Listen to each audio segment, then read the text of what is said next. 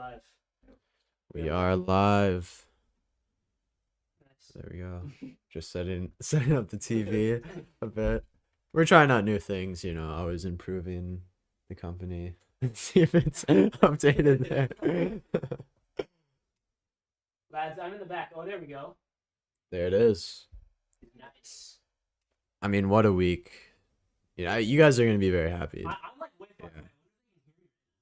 You guys will be happy with what we have in store for this episode. It's so you can fix it as well. I think it'll be fine. It's just loading in. Yeah. But I'm arriving now. Yeah. Hello, everyone. And now that you arrived, we can say welcome back to the COG Weekly podcast, season 3, episode 28. Take off the lanyard. It's almost like I just got out of the car. Yeah. I mean, you did. We just arrived downtown studio. Yeah, the studio Yeah. downtown and whatnot. Just got here, pulled up in the Ferrari. Yeah. After all of the studio monies that we've made. The and bonus whatnot. check that we have. Yeah, of course. Well, yeah, we have a lot to talk about. It was a huge week, Derby week, however you want to pronounce it. There's many different ways. Many. But 3 big games that we highlighted last week in predictions that we'll go over. We have predictions for this coming week to go over. We will also talk about, or a little bit about, the Champions League game that happened today. And then a huge thing that we're incorporating in today's episode will be a combined 11 of the COG Derby, Yes. which includes the last game, the last COG Derby that happened, and also, general performances from the entire season. So that'll come later on. Make sure you stay. If you're watching on Spotify right now, thank you so much. And also, we hope you like the new feature. If you're not watching on Spotify, You have go to over to check it out. Spotify because you can watch it. You can't watch it live if you want to get it live. Yeah. Still come on YouTube. But we did work out an agreement with Spotify, and we got the podcast on there. I mean, technically speaking, we did. We did. So with Anchor and Spotify. Yeah, with Anchor and Spotify. So you have to respect it. It's very It was a cool. long process of getting it on there, and we finally got it. So you can now watch our podcasts on the app, which is awesome. It's basically if you ever want to, you're watching a YouTube video and you want to turn it off but still be listening to the audio. It's basically that. You can have the video.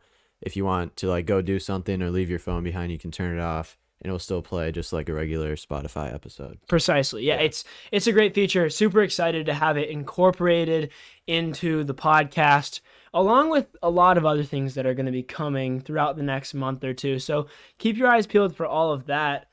But without further ado, shall we start with the Hasani of the week for this week? I am very excited to announce 3 different candidates, as always. 3 candidates who had outstanding weeks, being Gabe Jesus with 4 goals and 1 assist, Eddie Nketiah with 2 goals, and Emmanuel Renauso, someone we don't quite get. Yeah, it's a hometown. It is. It's someone we don't quite get into the podcast No. super frequently. But that being said, definitely deserves it. So those 3, Gabriel Jesus, Eddie Nketiah, and Emmanuel Renauso, are the 3 for the Hasani of the week. Are you trying to go left to right or right to left? You know what? Maybe right to left, maybe. Right to left? Yeah. Mix it up a little bit? Yeah, I think so. Sounds good. All right, so we're starting with Mr. Eddie Nketiah. As you can see on the screen, the man is holding the Chelsea corner flag. Great little edit from our production team. Yeah, I mean, it was great. Whoever does those does a very solid very job. good job. Wink, wink to whoever that may be. But let's talk about it. Fantastic performance. Yeah, big game. It was a top 4 clash, Chelsea and Arsenal. I think. So the one thing, he scored 2 goals and it was a 4-2 win. Huge for Arsenal in their top 4 push. But I don't know if you saw the 2 goals. They were 2 somewhat. He was capitalizing on Chelsea defender mistakes. The first one, I think Christensen left a back pass short to Mendy, and Nketiah ran onto it and then was just one-on-one with Mendy and slotted it home. The other one, the ball bounced around a whole lot before Nketiah basically just grabbed it in front of Thiago Silva and just put it away within like 8 yards of the goal. So not two insanely good goals, but 2 goals nonetheless in a huge game for Arsenal. So huge game. I mean, showing up big. The youngster is really doing. I mean, Eddie doing what he does best, and we haven't seen it entirely from the lad over the past couple seasons as he's gotten into the first team. But really good to see, the impact that he's making. It kind of reminds me of Anthony Alenga and whatnot throughout this season, with a good impact on really important games. Exactly. Second player in the middle there, one of our most known players from our hometown team, Emmanuel Renauso, got a goal and an assist in a 3-0 win against the Chicago Fire this weekend, and it was 2 very good contributions. One was incredible. Did you see the whole game? Because I know you were watching parts of it, but I mean, Reynoso's goal was incredible. Absolutely fantastic. Great first touch, great finish. And then the assist came from a corner as well.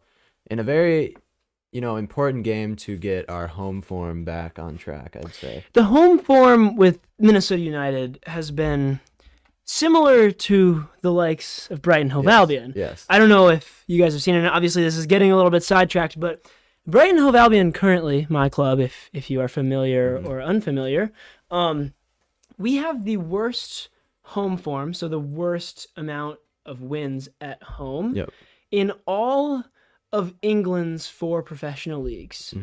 And on top of that, we have the worst home form in all of Europe's top 5 leagues.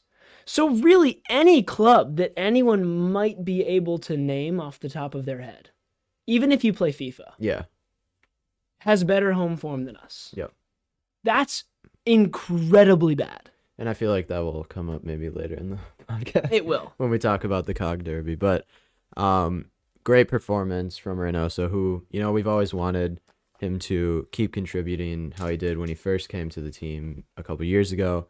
And he did that this weekend. Lastly, I'd say maybe a standout out of all of the Gabriel. We have to talk about him. Gabriel Jesus had 4 goals, 1 assist versus Watford.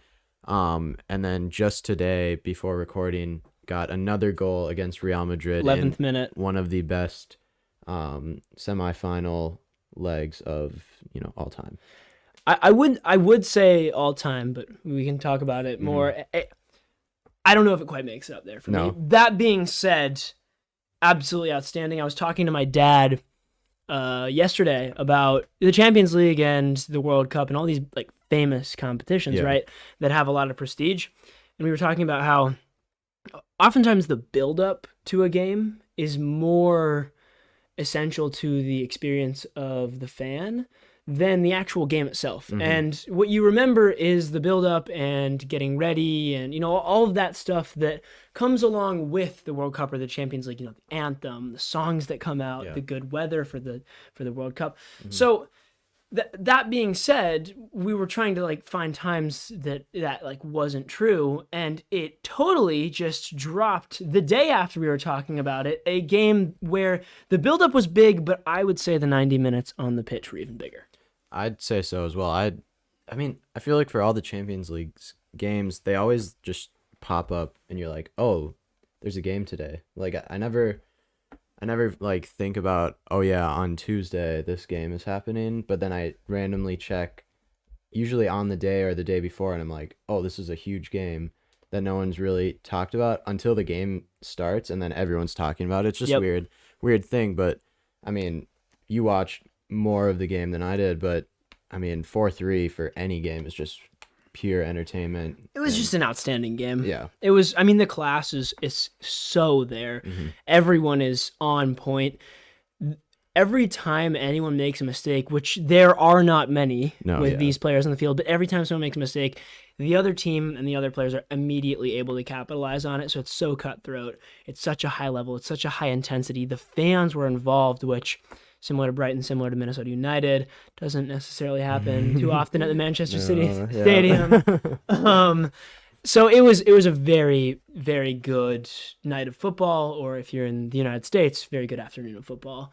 And Gabe Jesus, like we talked about, had a really big part of that performance with an 11th minute goal, which was really solid, which followed 4 previous goals this week, giving him 5, which obviously gets him in for a Hasani of the Week candidate. Yeah, and I would even say, even though Manchester City won the game 4-3, I'd say Real Madrid are very close to being called like winners of this match, because to only lose by 1 goal but also concede 4 goals at the Etihad is like, to stay in that game is very impressive. And then you're going back at home for the second leg, only needing, a 1 goal, 2 goals in that game win to go through. And I think that's very doable, and they've shown it with Benzema's hat trick. PSG, Chelsea, they've come back. I mean, they're more than capable of both, staying in that game and then showing it in the second leg. Totally. Well, shall we decide on our Hasani of the Week for Season 3, Episode 28? Yes. Okay, I'm putting in my vote. Do you want to do like a blind written kind of thing today? I feel like we could. We want to say it on 3? Like a way for us to not try and agree. You know what I mean? Well, I feel like we agree. Well, okay. On 3, right? Yeah. Just write it down separately. That's what I was Give it thinking. to me and I could say it. Ooh, this is cheeky. But You want? I don't know. You want to try? Let's do the same. Like On same- 3? On yeah, 3? yeah. Okay, Seti, you go. You count to 3 and we'll go. No, you have to do it out loud so the viewers can hear. Yeah, there you go. 1, 2, 3. Gabriel Jesus. Jesus. Okay, so There we we go. have Yeah. the similar answer here. I think it's clear. It is clear. Yeah. You just gotta increase the intensity before we reveal. Hmm. Reynoso and Eddie both, Bebelo, should I say, Mhm. and Eddie both gave a very good fight. But when you score 5 goals in a week, it's hard not to win the Hasani of the Yeah. Week, especially when you're playing That'd be for incredible. Manchester City. Yeah. So, Gabriel Jesus, congratulations if you're listening. If you're listening, that's a whole nother story as well. Yeah. Um, That'd be huge. but if you are listening, congratulations. And yes, you are the Hasani of the Week for Season 3, Episode 28. Now for the rating, we have to decide, out of 10, what we think his rating is. So, last episode, Cristiano Ronaldo got Hasani of the Week with a hat-trick versus Norwich, which gave him a 7.9. Some other notable performances this season have been Benzema on episode 24 with 3 against PSG in a Champions League quarterfinal with an 8.8 rating. And I would say Anthony Elanga with a goal versus Atleti in a Champions League round of 16 game with an 8 rating. So that gives you a little bit of perspective, It's hard to creep into the 9s. Benzema with an absolutely fantastic performance didn't even do it. That being said, what are you thinking for Gabriel Jesus' rating? I'm in the area of 8.6 to 8.7. Okay. And I say that because, you look at Benzema's performances that have got him the Hasani, and that's multi-goal, both Champions League, and then also in the domestic league. So it was against Watford, which, you have to take into account as Yes. well. Ben Foster had a bit of trouble handling that. Yes, yeah. I feel bad for the cycling GK Cycling here. JK. We're big fans of his. We can't- are. We want on the podcast at some point. Exactly. Exactly. But for that reason, I'm gonna go 8.65 Okay. because Okay. I don't want to go 0.7 because that would rival Benzema's 4 against Chelsea in the 2 legs, and Jesus hasn't quite done that yet. He has scored 1, but I think 8.65 is fair. All right. Sounds good. For my rating, I'm going to go with an 8.5. Okay. I just, like you said, the 8.8 for Benzema and the 8.75. Benzema, by the way, if you don't know, is a 2-time winner of the Hasani of the Week in the last 9 episodes, which is incredible. And to be honest, came close to making it onto the nomination sheet again with Yep. 2 goals today in the Champions League. So he is absolutely firing on all cylinders. But given the quality of his performances, 8.8 and 8.75, I don't think he creeps up there. And Kelleher, the goalkeeper, or should I say the backup goalkeeper for Liverpool, who won the Carabao Cup, got an 8.5 that week when he won it. So I would put him in that region. Obviously the stage wasn't the same, but the skill level, was much higher. So I think it evens out to an 8.5. So I'm going 8.5, and you said 8.65? Yes, and then we have one rating 8.4 That came in a text. from Chris. Okay. Reasoning was one goal was a pen against Watford, and KDB, Kevin De Bruyne, is dropping dimes. So maybe he's saying they were. This is true. It's more KDB is finishing. dropping dimes. That's something that we should talk about. Yeah. Kevin De Bruyne, ever since like February, has been insane. Very consistent. I don't think he's had a performance where it's like Yeah. Hasani worthy, but I mean, It's funny. beating- We talk about it every episode. He's really on track for that player of the year. player of the year versus Hasani of the year. Yeah, it's crazy.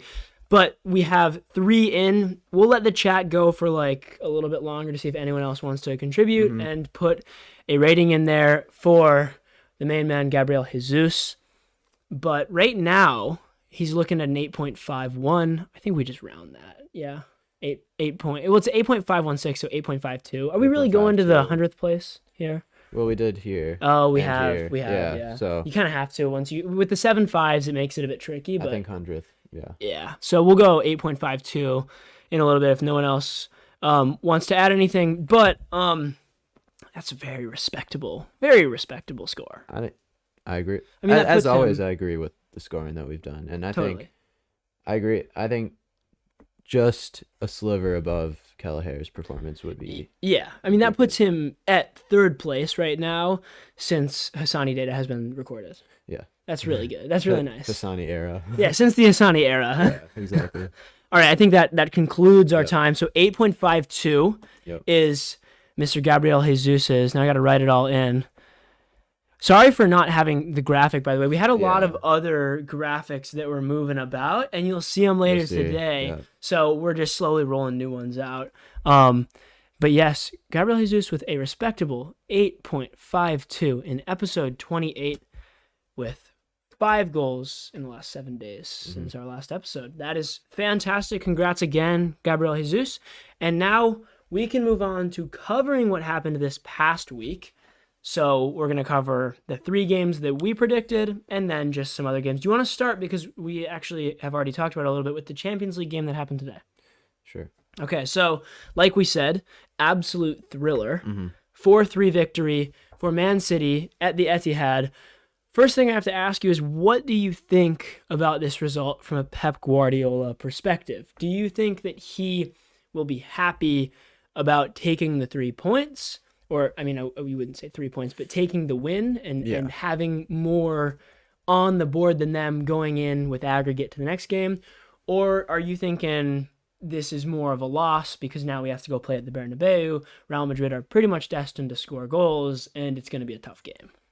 I think he's going to have mixed emotions because, one, he scored 4 goals against Real Madrid, so you're obviously finishing pretty well on your chances, but at the same time, just looking at the stats themselves, you did have more shots, more possession, and to only come away with, we're used to Man City. If they are in the advantage of a lot of stats, they're usually winning by at least 2 goals probably in a lot of these games. But to only get away with 1 goal and then with the threat of having another leg away and Real Madrid's history of coming back in these big games, I think you're happy you didn't lose. You're happy you didn't tie because I'm sure a win was definitely the goal. But in that manner, I think only a 1-goal win was maybe not quite what he had in mind. And obviously conceding 3 goals at home is also... Yeah, it's a really tough one. And I think that might be down to John Stones coming out in like the 15th minute and Fernandinho replacing him, playing in that right back position. The other thing to note would be that Joao Cancelo, due to accumulation of yellow cards, could not participate in this game. So they were missing arguably their best defender in Joao Cancelo. I know he's not really defensive, but still absolutely fantastic defender for them. And then they were playing Fernandinho in that right back spot, which is really tough. Vinicius scored a fantastic goal coming down the left side for Madrid or the right side for City. So he was going up against Fernandinho, and he had a couple incredible megs on him. Did you see the one where he just left it? Yep, went I through did. his legs. I did see it. Absolutely unreal. So I think Vinicius really took advantage of that opportunity and overall was able to very successfully exploit and capitalize on Fernandinho playing that right back position, and I think that goes to show with the scoreline. A penalty is kind of hard on Eric Laporte with the handball. It's a bit. I mean, it wasn't iffy on the penalty, but it's a bit like unlucky, you could say. Yeah. It wasn't one where you would expect him to be doing anything else when you're jumping in the air for a header. If you didn't see it, he jumped up for a header. He raised his hands, and then the ball came off the top of his head almost like a flick on and hit his hand. So it's natural, but it's extended. So they had to give the penalty, which Karim Benzema finished very, very well with the Panenka. But an unlucky goal, and then having Fernandinho play right back, it's really tough. No, yeah. And also, scoring like 90 seconds into the match is also similar to the Chelsea Real Madrid game, where Chelsea did score early on because they did need to come back. Chelsea did. So Real Madrid, I think, maybe are vulnerable early on in games. Yeah. But they're always in the game, and they can always find a way. They to come always back. find a way to come Yeah. back. It's actually ridiculous. Yeah. So, I mean, I know you said it's mixed emotions. I'm saying if I'm Pep here, that's tough. That's a really hard win to take. Yeah. Because you're going to the Bernabeu, you have to play at a very historic stadium with a lot of character and against a team with a lot of character. They're going to fight until the end. So I think it's going to be very tough for Man City to come away. I mean, it's not a cakewalk right now. You can't just sit back and expect to tie this game or get away with a 2-1 win or whatever, you might see from a Conte or a Jose Mourinho. You can't expect that against this Real Madrid and with the team that Pep has. So it's tough because you have to go there, you have to score, and Real Madrid are probably going to exploit you in a lot of areas. Yep. And I mean, I just saw that Panenka penalty, and it was very. It was high. Yeah, He almost hit it over. Where it's just like a little chip and it like barely like bounces in. He sent it. It was a full-on chip, like very close to hitting the bar. Oh yeah, when I saw it like go in, I was like, that is so ballsy. Like yeah, he exactly. he lined up for that and really like it. I always wonder because some people with the Panenka, they really extend their leg back, right? And then they'll hit through it. But he didn't. He extended it back like a quarter. Like if you're imagining a golf swing, right? Yeah. He went back maybe a quarter of the way for like a full swing. Yeah. And then he hit it. So you would think that possibly the goalkeeper would have seen his leg go back less and would have recognized it. But regardless, with only a quarter of the swinging motion, only a quarter of, I don't know the physics term for that, but he was able to absolutely rifle that ball with Panenka style. Yeah, So, exactly. very good goal. Came classily. And did you Classily. see... Yeah, classily. I mean, we make it into a word. Yeah, Did you see Bernardo Silva's goal? I did. Unbelievable. He could be also in there for Player of the Year just based on consistency. Totally. I'm putting him as him and KDB. The only reason KDB struggles is because the beginning of the season. Yeah. But him and KDB are both midfielders of the season in the Premier League. Yeah. Like totally. Yeah. And I would argue, and now this would be a much more argued on position. I'm not going to say Enoch and Wepp or anyone, but James Ward-Prowse. James Ward-Prowse maybe makes it in there. No, I would say Thiago could make it in there. Oh yeah, for sure. Definitely. And people are gonna be like, "Oh no, Fabinho's way better." Blah blah blah blah. No, Thiago is. He's class. definitely come into so class this season doing a lot better, and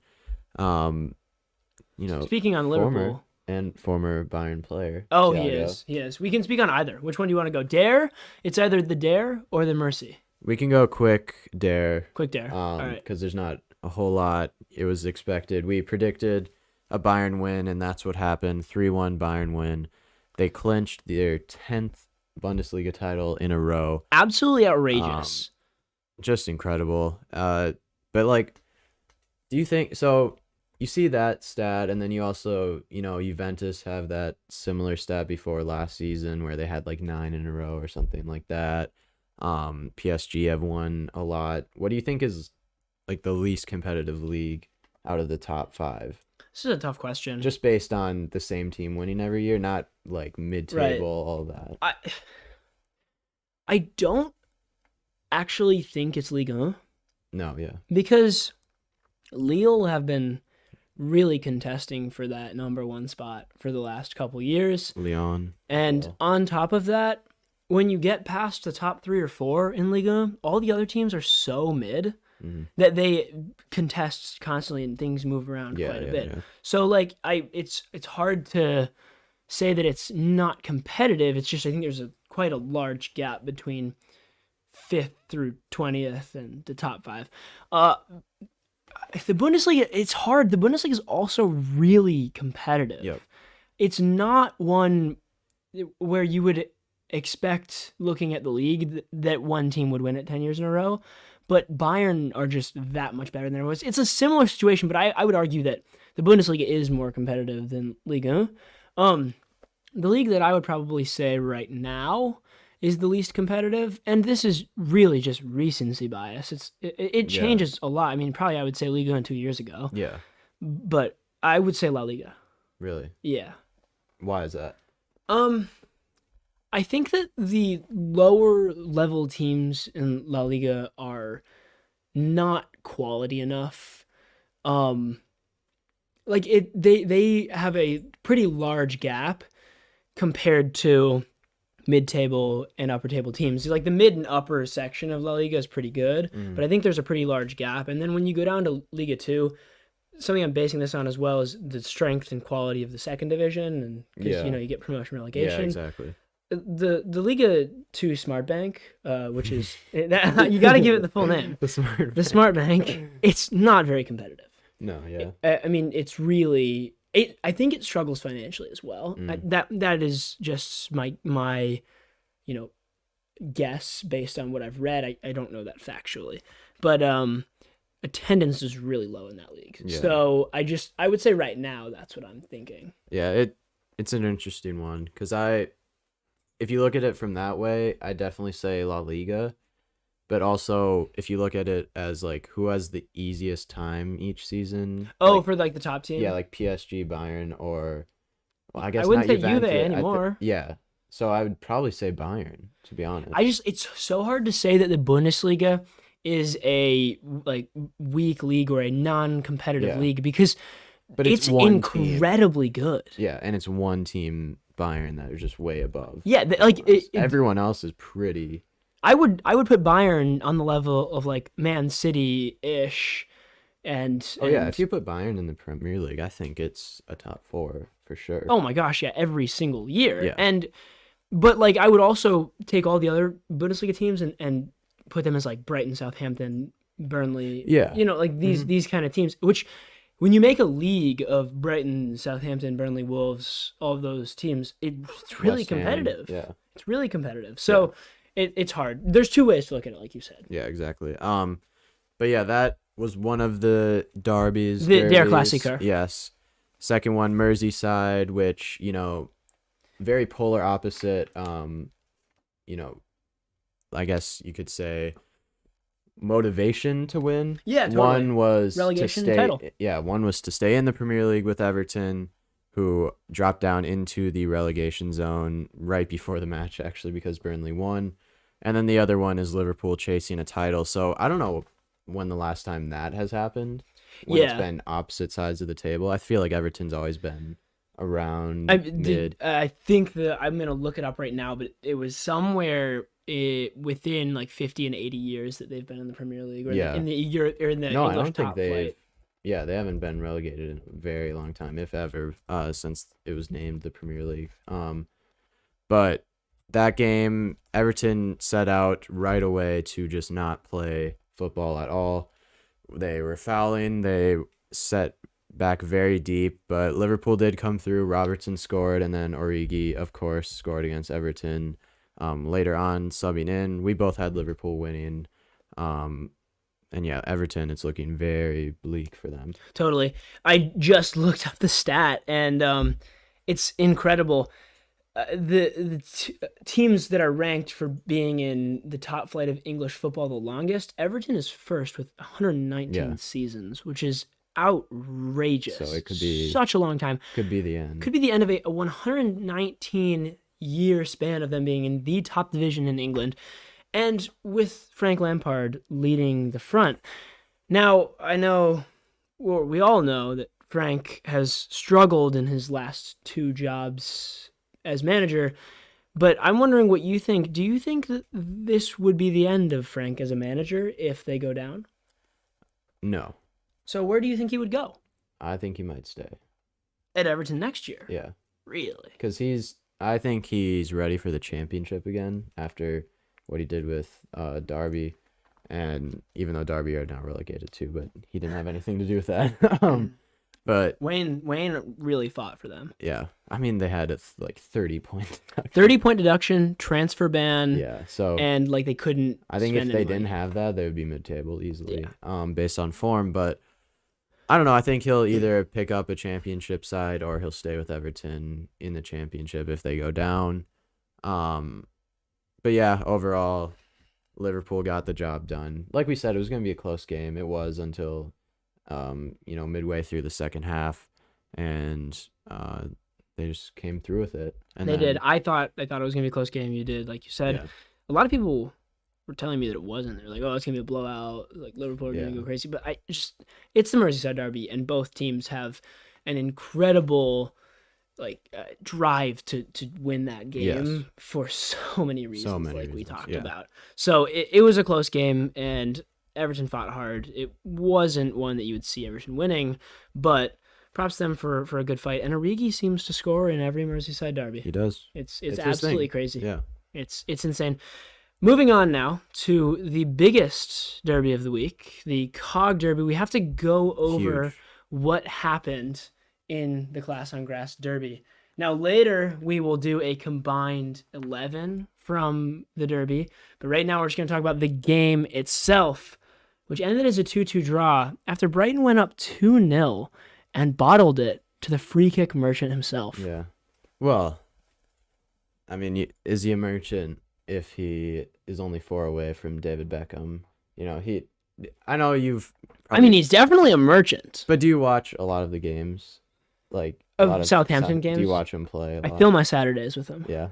You don't watch Brighton. You're like, No, right, so Ward-Prowse is playing. A Saturday generally looks like for me: wake up, watch a 2016 Southampton match, eat breakfast 2017 match, Yep.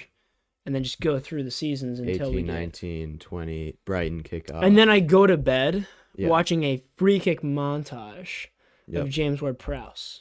Mm-hmm. That's pretty typical. Yeah. So, I mean, as you know, he does a lot more than free kicks, but all of his goals are free kicks. So I guess you could say, He's a free kick merchant. Yeah. Let's not get it twisted. but not in a negative way. No, he's it's kind of when he scores a lot of free kicks. Yeah, but he also does a lot for in game. I have a bit of a recency bias to this one. I don't think I can make a debate. I don't really have any evidence. I mean, I'm biased too. Well, I don't have any evidence. Exactly. But I feel it. He's a bit of a merchant. Yeah, 'cause, I mean, the only reason he has goals for us is because of the free kicks. Like, his position, he's not going to score a lot of goals. Well, in the He's game only he did. Yeah. We can go through that. So yeah, it was 2-0. I believe right before halftime, he scored a free kick, as he always does. And Like then right before the break. yeah. I was like, seriously, guys? Right now? yeah. And also, it wasn't a typical James free kick. No, it was like I think it bounced before it went in. It was very low across the body one. It was. But then second half, Romeo with a nice little back heel to set up Ward-Prowse first time outside the box finish to the bottom corner. Incredible goal. Yeah. And an almost incredible assist. I know you said the back heel was there, but Incredible assist. well, you have to respect He didn't even look back. He what just- Oriole has been doing this whole season. Yeah. So And that will go into we will go into that. Yeah.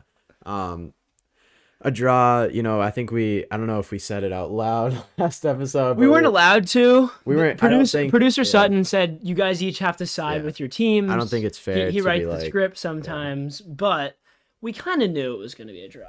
I think the only prediction for a draw in like any game that's not like you always like to say a lower percent chance of getting that right is this game where it's probably like 70% chance of draw. Yeah. I'd say. So 2-2, it's even for the COG It lads, and I think it's fair to say very entertaining game. But I would 100% agree. now we can get into a combined 11. Combined 11, which, Yeah. as I said in the beginning of the episode, we will incorporate full season performances and also the in-game performance from the COG Derby. So it'll be kind of a combination. Some players are going to be in there from their performance in the game. Some players are going to be in there because of their importance to the team. But without further ado, let's get this new graphic up, which was made by our media team. Absolutely fantastic graphic. It should be. We have a bit of a delay. It does. We have a bit of a delay. But yeah, it's an absolutely fantastic graphic, and we're Once gonna again, I mean, it is. We're the gonna media team is great. the media team does really well with Class on Grass. We're gonna run through defenders, well, goalkeeper and defender, and then midfielders. It's up on my screen too. If we Yeah. our screen's a bit delayed, but so yeah, like you said, we're going defenders first, goalie, and then back four. Let's just get into it. Who's your goalie pick, do you think? And this is based on the game, and then maybe mix in a bit of season form as well.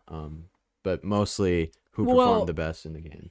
All right, the goal, which was from open play from James Ward-Prowse, was unstoppable. Yes. It was really unstoppable. Yeah. So I don't think you can fault Rob at all for that. But the free kick was definitely you could I mean, it hit the post, right? But he could have read it better. That being said, I'm still gonna go with Rob. I think he had a better game. I think he's more essential to our team and our team's performances throughout this season as well. And a near post, or should I say a far post free kick that is away from the wall, right?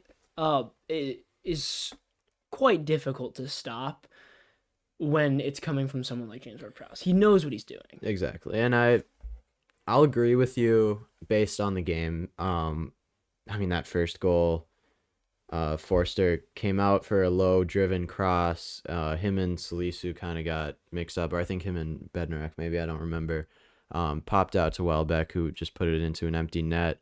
So that's not great from a goalkeeper. And then the second goal was an own goal. It's hard for him to save that. I do think in the last couple months he's been very good. He's made a lot of huge saves for us in a lot of games, but this game he was a bit off. So I'll give it to Rob. So Robert Sanchez in net. Do you want to go right back to left? We'll go right back, right center back, left center back, left back. Okay. So starting at right back, I would say so. KWP plays on the right side, correct?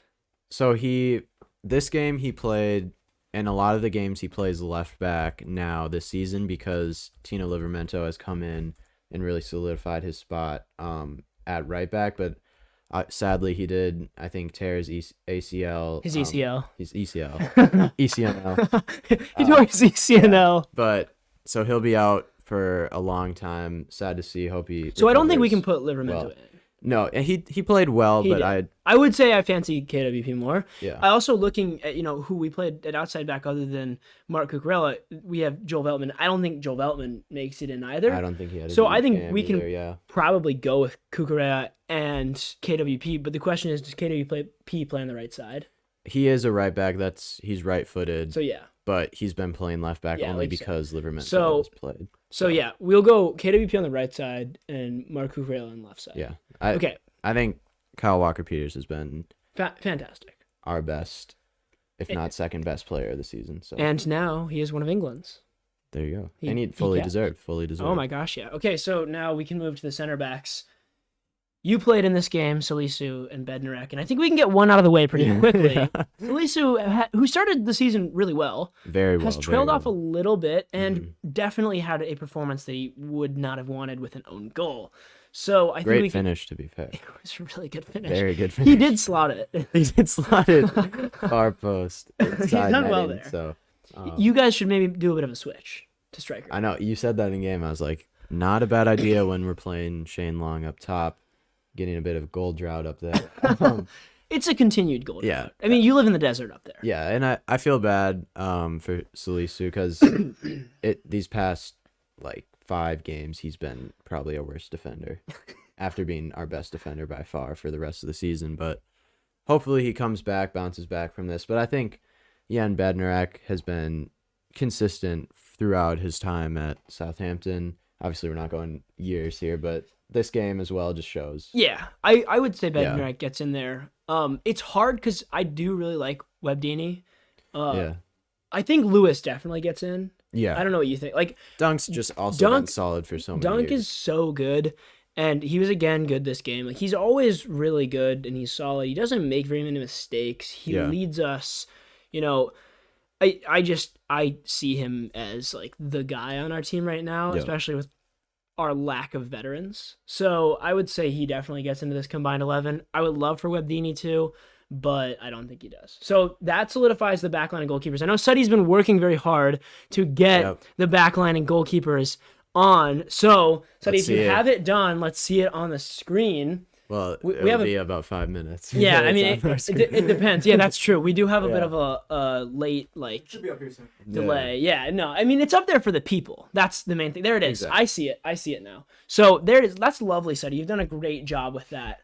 So so there it is for the backline and goalkeepers. But now we need to move on to the midfielders. We're starting with a bit of a cheeky one with James Ward-Prowse. I think we need to obviously I put him think in there. it's unanimous decision. I If you're scoring 2 goals from midfield I would in one completely game, agree. yeah. Again, great player. You could say player of the season, just like You could say Come on. Hasani of the season. He's gonna get like 5 Hasani of the weeks in a row yeah, to finish the season. yeah, exactly. JWP, KWP, great players. Yeah, I think he was just unstoppable again this game, and Oh, let me just pause right there. Ave Green said the visuals are extremely impressive. Thank you so much. yeah, I mean, We It's just great. have to thank the fans for that. yeah, it's great. It's all love from the fans. It is. But yeah, James gets in there without a doubt. I think Oriol Romeo, like you said, has had an incredible season for Yes. us as well. Just a solid defensive midfielder. I think those two definitely should get in. even Pep has said this season when we played him, Pep is like, I'm gonna buy Oriole. he was like he's one of the best. to be fair, midfielders. do you think there's a chance considering Fernandinho's leaving? He could easily fit in that. I'm not even gonna lie. His passing, and he's like Fernandinho. He'll just put in a tackle and Dude, he like, will. He'll almost hospitalize absolutely someone. obliterate Yeah. someone if he needs to. So We're putting those two in though. I'm a Oh, Brighton fan, and I'm yeah. telling you right now, Oriol Romeo that and duo, JWP are in there. The more questionable one is who the third midfielder is. So well, we don't have another midfielder, so we have to look at Brighton. Yeah. Our options right now, and I'm gonna name 3, Mhm. would be Moises Caicedo, who has come into the team in the past 4 or 5 games. I think I talked about him last episode. Yeah. We also have Yves Bissouma, who obviously had some issues and shenanigans about 3 months Shenanigans ago. is one word. Shenanigans is one way to describe Yeah. it. About 3 months ago, he's fine now and like he's playing, but he did miss a bit of action, and he Yeah. did not even show like he wasn't even playing in this game. No. So I don't really think we can put Eve in the team. Yeah. So the other one would be Enoch, who had a pretty good game, I would say. I'd say first half, when you guys were playing well. Yeah, like was one of your when the best team players, yeah. was actually doing anything positive. He was all over the place. The computer was The computer. all over the place. And I think that was the first time I've ever seen him play. And he's just got energy. Here's the thing about him, like he'll be in the opponent's 18-yard box, Yeah. and then about 5 seconds later, he is in a full freight train sprint into our 6-yard box. Yeah. Like it's He's got the engine. incredible. Like Yeah. but you would have to think that it's a hassle for Graham because he's all over the place. You got to let him free roam as a like central midfielder. And so he doesn't he defends, but he doesn't like defend in a team sense. He sort of just runs after He's whatever just on he wants. his own out there. He just runs Yeah. after whatever he wants. He was effective, though, the first half. He is. And yeah, I agree. He should be in there. So we have our 3: Enoch Mwepu, James Ward-Prowse, and Oriol Romeo. yeah. Okay, so that Incredible concludes. midfield. Suddy, I assume you've been working on it as we've Yeah, been talking. I'm sure you've got it ready. So you there. can pop those up there. Yeah. The JWP, Oriole, and Mr. Enoch and Wepu. By the way, if you guys There they haven't are. seen, that's a beautiful study. Great Yeah. job. If you He haven't even knew to put Oriole at at defensive holding mid mid, that's and really have good. two number 8s. in he's front of him. he's done so That's well great study. with the formation Yeah. here. He's learning his soccer knowledge. McRae, thank you for that. James Ward-Prowse's class on the pitch. Too. Oh yeah, thanks, Cray. Great take from McRae. Yes, Yeah. Cray has a very good You should be on the podcast. IQ. We should have McRae on the pod. Yeah. Also, Peep Pigeon, hello. I missed that one, so sorry about that. Let's just move on from the midfielders now. Although I do want to touch on the fact that if you are a FIFA player watching this podcast, please go buy Enoch and Wepu's recent inform card, as he is in, as the FIFA community would call, Hullet Gang now with all 80 Ward-Prowse plus also has stats. that. Does he really? Remember I sent you that card? Is it for this year? He has Is it like one of the Scream cards? It's one of the special events. I can easily pull it up here, Okay. but I mean, 2 of our players are Holy Gang, which is Really? just great. Yeah. No, for you. Oh yeah, I thought I mean. but captains. So it's Oh. like captain. I don't know who. If it you were to like morph those words together, it sounds a bit like bad. is. Yeah, but that card is incredible. Yeah, that's really, really good. So Yeah. yeah, go pick up the JWP Foot Captain's card, and then also the Enoch and Wepu Inform to get your midfield solidified. Now moving on to the forwards. Yep. Let's go left to right, I would say, Yeah, or right to left. What do you want to do? left to right. I'd Okay. say. Sounds good. We don't. So if Yeah. I'm thinking about who we have Trossard, and he does play left sometimes, but he also plays right. He's kind of like a free roamer. We have Alexis McAllister. He also kind of free roams, like up there. It's more of, we play with more like 2 attacking mids or like wider attacking mids. We don't really play with wingers because we play a 3-back. Our outside players are usually Tariq Lamptey and Solly March, or like some combination of a few of, like Cucurella might move up there or whatnot. So it's hard because this left wing, left back can get confused. So I don't really think it's right for, like, especially on the left side, for a Brighton player to take it up, considering I'm thinking of one player who's been pretty good for you guys this season and was pretty good in that game. I don't know if you're thinking of him too, but it's Mr. Nathan Redmond or Tella. Tella. Yeah. Redmond doesn't get it. No, Redmond was kind of non-existent in this game. Yeah, I don't know how, but he is our leading assist. He's got 5 assists this season. I know, but he's got 0 goals. Yeah. So, but Nathan Tella, young player, academy player, you love to see him starting, and every time he plays, he does bring something that like no one else has on our team, which is just pace and running at defenders.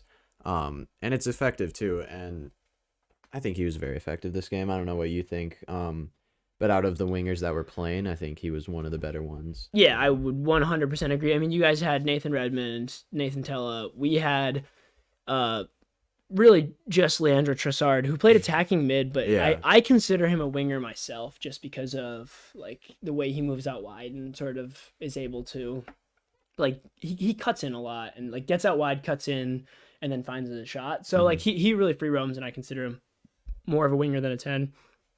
Especially considering we now have Mwepu and James Ward-Prowse at those 2 attacking mid spots. So I think Tella goes on the left. I would argue Trossard could go on the right. I think so. He's had a very good season for you. Most recently he scored the winner against Tottenham away. I think, I mean, you can speak to this, but I think you're still wanting more goals from him overall, but he seems like he does pull the strings in the attack for you. He dribbles a lot more and is more effective than, I'd say, Neil or Welbeck Yeah. trying to dribble. So Welbeck and Neil aren't really dribblers, No, if we're being honest. I think he's the only one who can create Alexis something. can create on the dribble, but he's not as talented as Leandro Trossard. No, yeah, I think he can do something, create something on his own more than any other player you have. So I like him at right wing. Yeah, definitely. So we'll go Trossard at right wing and Tella at left wing. Study for you as you like start to make those. And then up top, I mean, the options are Broja, Che. Who came on for like 20 minutes. Yeah, Che. Shane Long. Shane, Neil. Neil, and Danny Welbs.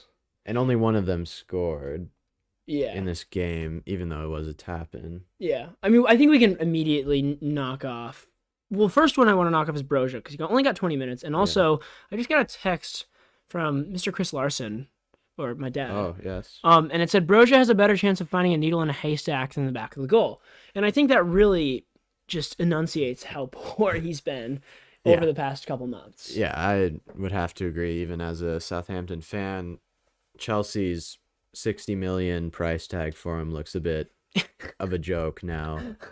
Like, start of the season, he was running all over. Work rate was a high if you're on FIFA. Yeah. He was doing everything. He was scoring. And then, ever since like pretty much the turn of the year, he's just lost all of that, all confidence. He isn't even passing well when like he's shooting instead of passing. It's just all over the place with him. I have It's like doubts. picking up the ball in the field. He's just picking it up all the time. I have doubts. He got to use his feet. Yeah, I have doubts of signing him permanently now, especially if it's going to be 60 million. 60 is a lot. Yeah. I mean, he has potential. He's a very good player, but just form-wise, it might be a bit of a risk from the board to pay that much for a player. It's good that he's showing you his inconsistencies before you spend 60 million. Yeah, if he still was scoring and he had like a 15, 20 goal season. And then you paid 60, and then Yeah. the first 6 months of next year, he just didn't score at all. Which happens to every striker we have, Yeah. so it wouldn't have been that big. So it's not Broja. No. It's not Che. I'm gonna write off Che right now. Did you see Che body two players at one time? Yes, in the game? I did. That was incredible. So it boosts him, but I just think Che's overall performance sort of reduces the boost. Yeah. And actually puts him in the negative zone. Oh, okay. I'm not a huge Che fan myself. No, you are? No. I love Che. You do? Yeah. I'm more of a Shane fan myself. Okay, well, I think don't he's think overcome Shane's- so many obstacles. yeah, and still doesn't score.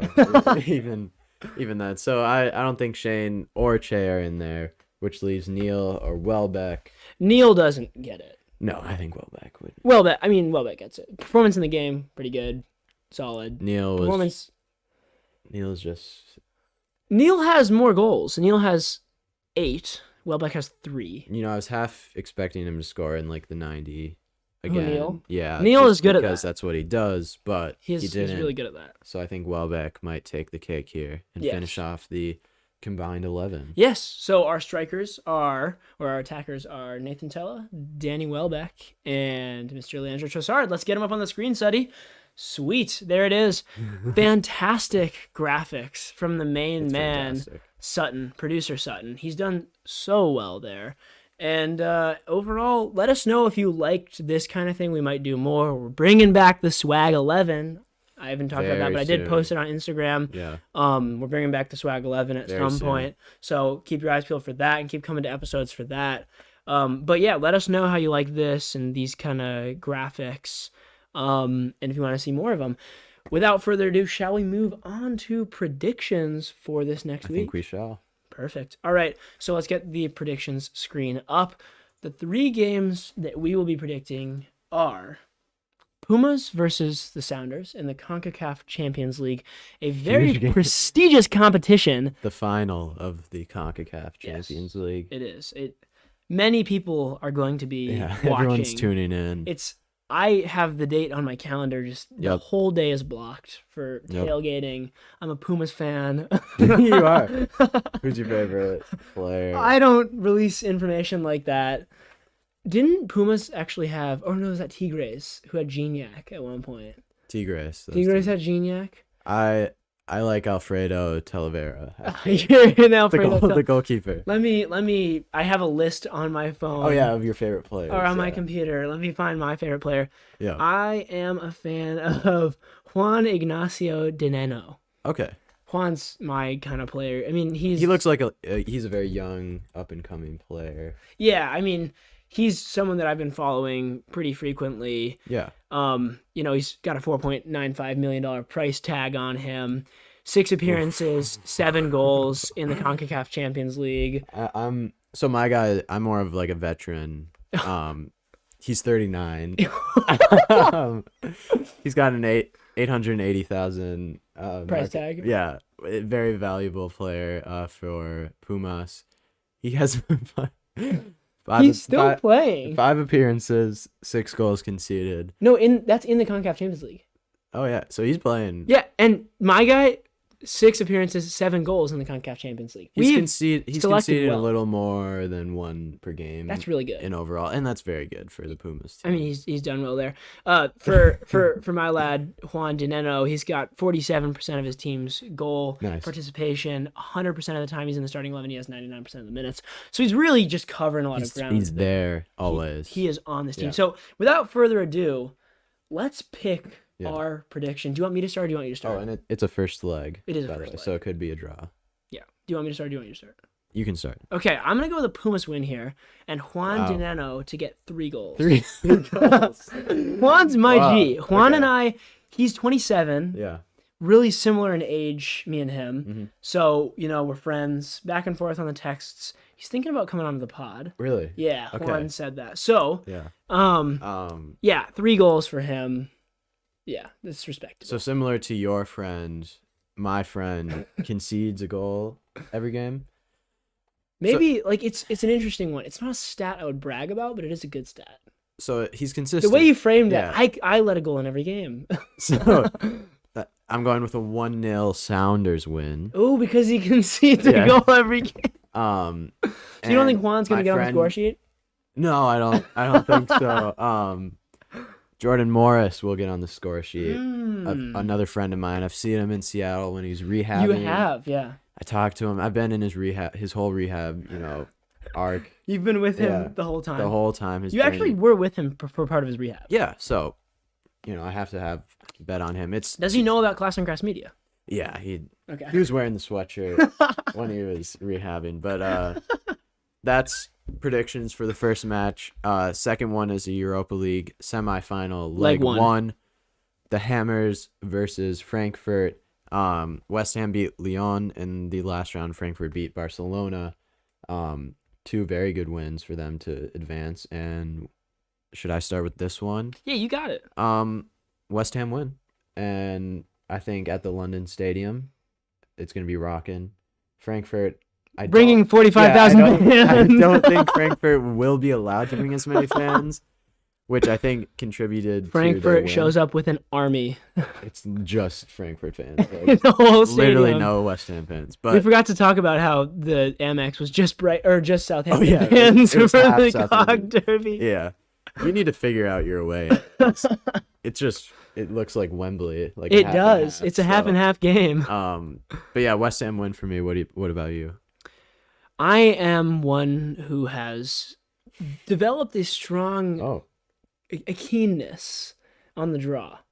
I have. Okay. I'm respecting the odds. Yeah. Respecting the predictions odds and whatnot. Well, you improved last week. Yeah, 2-1. I mean, I know you got in the studio and you're like, you're 50%, and I had to remind you. Yeah. It's not 12 out of 24, it's 12. 18 and 18. 24. Can we just talk about that? Can we talk about it? Can we talk about it? We could talk about it, but I think people are going to be talking more when I go 3-0 next week. I'm doing unprecedented things, right? We've never seen this in the game before. Yeah, never. I'm almost you know what else positive. we haven't seen in the game? Yeah. A 33.33 repeating percent. It's great. It's great to see. And so you're a draw. I'm a draw. I'm predicting 22,000 Frankfurt fans. Oh yeah, should that be another prediction? Yeah, you want to predict it? I'm predicting 22,000 Frankfurt fans in the London Stadium. I'm saying 15. Okay. That's still a traveling battalion. Yeah. it's really still good. Huge. And then the final match, Manchester United versus Chelsea, a top 4 clash in the Premier League. And what do you think about this one? I know both teams have had a bit of a struggle recently. They have. But I think this is a Chelsea win. And Really, away at the Trafford. Yeah, away. I think there's like 6 goals at the Stretford end for Chelsea. Wow. That's not on the record though. We're not writing that one down. Yeah. No, I would say a Chelsea win. I reckon this is my take. I don't have any reason for this, but as my record speaks for itself. Mm-hmm. Draw for me.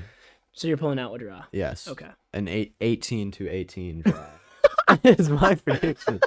It's gonna reflect your score. absolute goal fest. I don't even know what that averages out per minute, goal per minute. But Let me do the calculation. Let's see here. 36. Yeah. Oh yeah. I could just add Did you them. see how quick that was? That was incredible. Well, you Sorry. did have a math test today. You like that? You did have a 18 math plus. test today. Yeah. I did too. Mhm. But we don't need to discuss the details on that. Let's see here. That's a goal every 0.4 of a minute, which would be, well, let's just do. No, every point. Yes, times 60. That's a goal every 24 seconds. 24 seconds? Yeah. Wow. Yeah. What a game. That's an unreal game. You should look forward to that one. End-to-end stuff. Yeah, end to end. And then we can finish off with fantasy as always. Yeah. And I mean, It's it's fantasy. it is fantasy. I don't think we don't really put as much effort into our fantasy team. No, you see me, I'm hitting the mark. 2 under the average is ideal. I mean, I'm close. I mean, you've exceeded You- drastically. you rejoice when when you captain Ward Prowse and he scores 2 goals. He has 30 points for me on my fantasy team. De Bruyne chips in there. Simicast. Still not sure what Simicast is doing with this. Simicast has decided to stop Yeah. playing a bit. Yeah, you're under. And Fernandez with a bit of a negative. But he's playing Chelsea and he's gonna score like 10 goals because it's 18-18. So Ronaldo with 8. him and Bruno with 10. Mount in the midfield. It's really it's important to remember. Yeah. But yeah, your fantasy, you're under the average. But it's close. It's really close. Emmanuel Dennis Dennis. did really well there with 10 points. I'm really happy with that. Leandro with 7 as well. Emerson Royale with 8.